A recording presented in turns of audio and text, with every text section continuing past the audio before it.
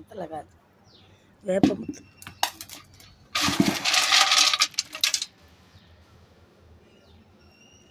சும்மா தானே இருக்கிறோம் அப்படின்ட்டு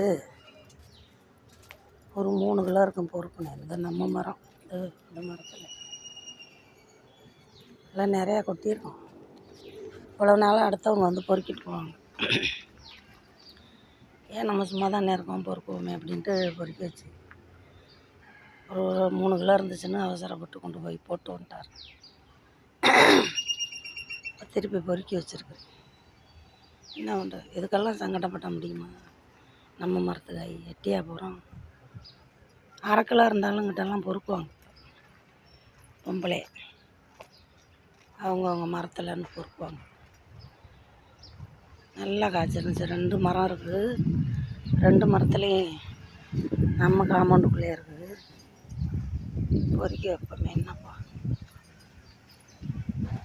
அப்படின்ட்டு எல்லாம் பொறுக்கி 3-4 கிலோ அந்த மரத்துகள். இதுக்கெல்லாம் சங்கடப்பட்டேன். என்ன சங்கடப்படக்கூடாது. வேறுங்க பாதாம் மரம் கொட்டு திணைக்கு பாதாம் மரம்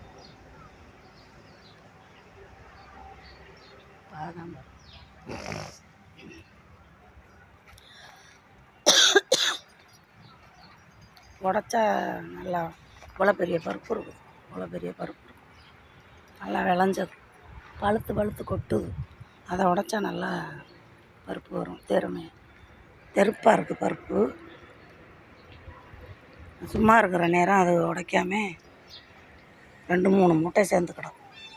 மழை பெஞ்சு நனைஞ்சிச்சின்னா அப்படியே உப்புன்னு முளைக்க ஆரம்பிச்சிடும்.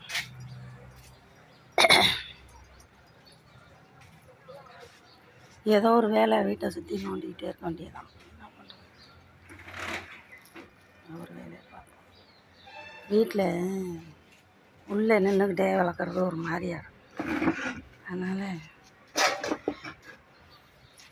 உட்காந்து விளக்கி கழுவி எடுத்துக்கிறோம்.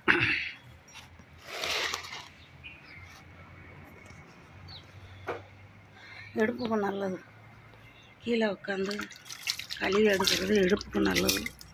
துணியை நிமிர வேலை பார்த்தா உடம்புக்கு நல்லது.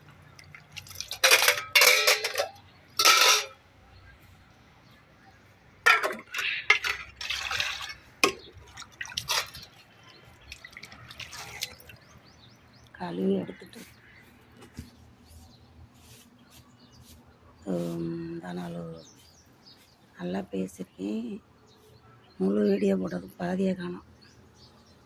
பதிவேற்றம் பண்ணது என்ன பிரச்சனைன்னு தெரியல. பாதி வீடியோ காணோம். காலை வணக்கம் மக்களே, காலை வணக்கம். எல்லாம் வேலையெல்லாம் பாருங்கள், பார்த்துட்டு பாருங்கள். ஒருத்தரும் பார்க்க மாட்டேங்கிறீங்க, லைக் பண்ண மாட்டேங்கிறீங்க.